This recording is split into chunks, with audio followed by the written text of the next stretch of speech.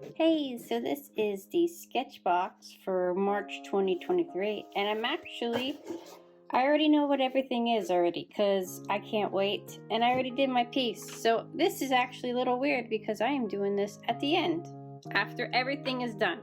So we are going with the Sketchbox Signature Pigment Powders,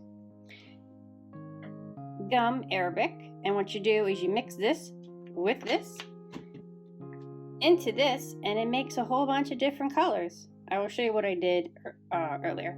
So this is just like watercolor. You just add water and it reactivates. Easy. Nice. No mess.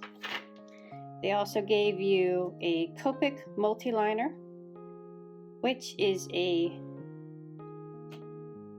0.1. Very tiny. Very tiny. And a watercolor block. Lovely, right? This is pretty easy to get apart, but you just gotta be careful. This is the swatch I did. I will show you in a minute. But as you can see, the Copic multi-liner is very thin. It's very hard to see it. So as you can guess, it does not play a big part in the whole thing. But anyway, let's get started. Here I am mixing the Sketchbox Signature Pigment Powders. There is Antique Silver, Primary Yellow, Primary Blue, and Primary Red. And then after that, I am adding 3 to 4 drops of the Sketchbox Signature Gum Arabic and then swirling them together with that spoon thing they gave us.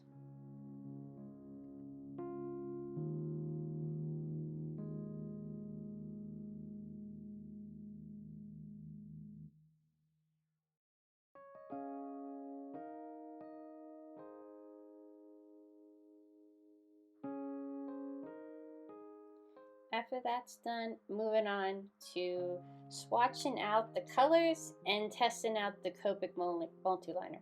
Now the Copic multi-liner is a brown color.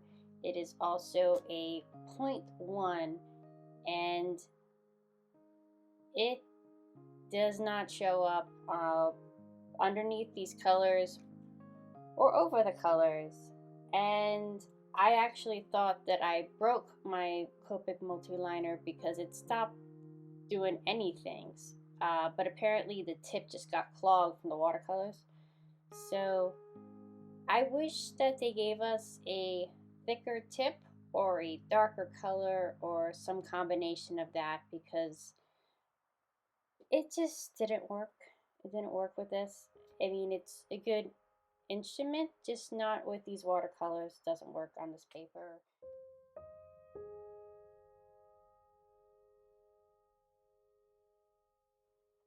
Okay, so this month's prompt is drip. And I didn't go with the prompt. I'm sorry. I really wanted to make a building with these watercolors. Um, yeah.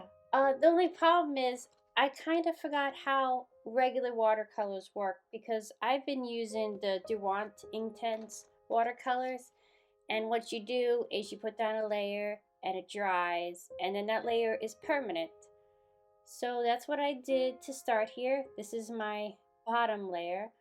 The problem is these are regular watercolors, so when you get them wet, they just come up.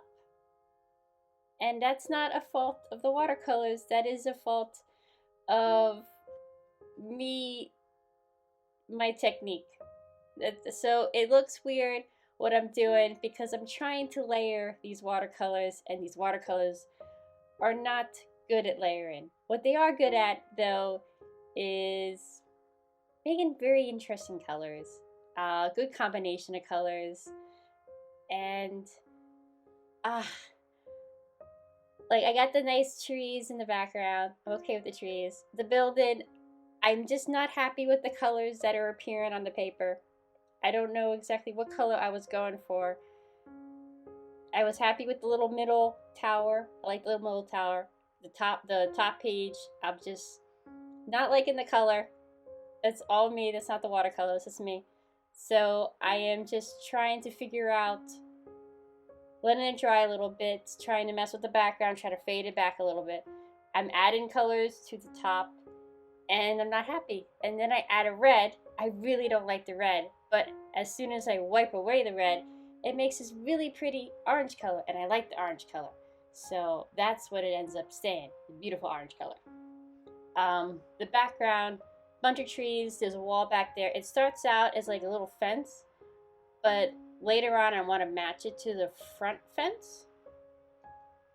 So it kind of looks like this is all one fence area that like goes around a big field, and there's like a little path going through it. Nice mountain in the background. Very pretty scene. I don't know. I'm just not content with the wall. I had an image of like a very mossy wall, a lot of colors, a lot of green, a lot of dark colors. But again, I'm not using the watercolors right, and I'm trying to layer them. This is not the kind of watercolors you want to layer.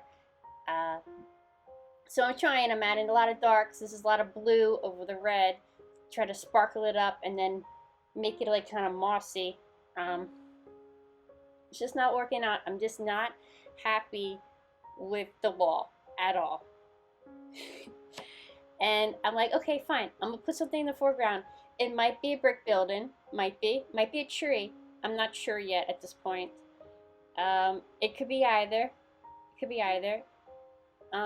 It's not perfectly straight, which is not good for a brick building. So I ended up just making it a tree. It's cool. I basically just wet the bottom of the paper and I erased the wall. And I must say, this paper is amazing because it really withstood a lot of abuse. I put a lot of water on this paper, a lot of abuse. It basically erased the whole wall. And the paper did not peel up at all. Really great paper. Loved it. I'm actually pretty happy with the beach at this point. I have a little door handle. A lot of depth in the little picture. I was happy. But I needed something on the bottom. And it didn't want to be like pretty grass anymore. It didn't want to be that. So here I am adding, what it actually ended up doing is I wanted to layer so badly that I mixed up more colors. I mix up a blue and the green. I just add a lot of the gum arabic, like a lot, like 6 or 7 drops. I didn't add any water. So this is actually like textured. It's on top of the watercolor. It doesn't use any water. And I really liked how that turned out. It's like a 3D effect. This is like ivy on the tree. And it's this nice little pop. It just stays on top. Very pretty. And then I add, yes. So this is the green, which is just a yellow and blue powder mixed together. No water whatsoever. It's kept wet with the gum arabic. And then I add ivy for the bottom. And I make the red a brick wall. So nice poppy kind of brick. And then just add yellow for some highlights to make it look a little different. And then I use the blue over the green on the tree to make it look like a brownish tree stem. So that's how that ended up. So this wasn't what I originally planned, but I'm really actually proud of how it turned out, minus the grass kind of looking like it's dead in the middle there. But you know, sometimes grass is dead. It happens. So it worked out overall. I'm happy with the piece.